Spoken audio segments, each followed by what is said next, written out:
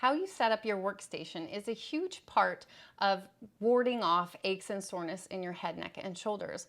However, another thing to look at is your own body's setup and where you're starting from in regards to range of motion and function of your joints. I'm Lori Frederick, owner of Balance Biomechanics, where we help save the world from injury and pain.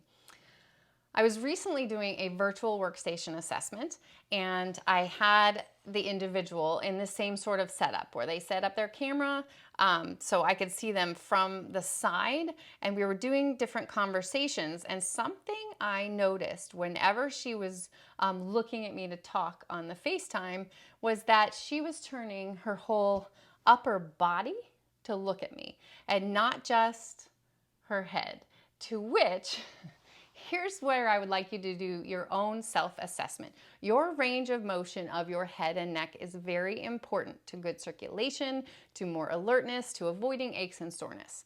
So 2 ways I want you to check your range of motion. One is this rotation. It'd be great if you can set your own camera up so you can see, because it is surprising where you think you are, you're really not that far. I was guilty of this as well, so I've been working on mine. But what you want to take an assessment of is your rotation, right? Really staying still in your rib cage. Don't turn with it. So kind of hold yourself.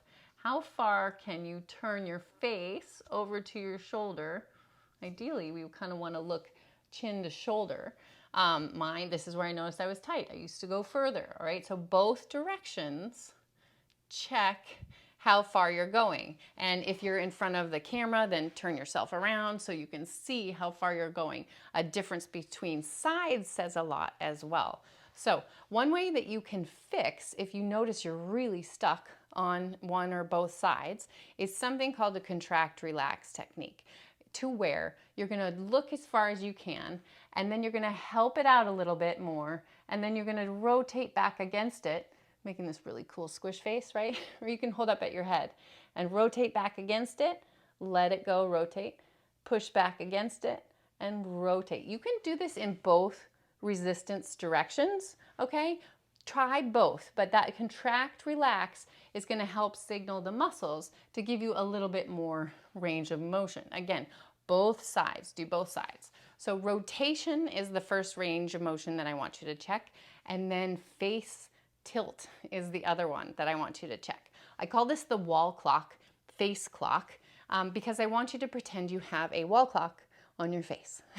You're going to pretend your face is on the wall, and I want you to tilt your ear to one shoulder and your ear to the other shoulder. Guess what your head's going to want to do? It's going to want to do these weird rotations and tilts and all sorts of other things. So pretend you're on a wall and work on the ear to the shoulder tilt. Same thing in this position. You can give yourself a little resistance against, contract, relax, contract, relax. Same thing, you can contract and relax.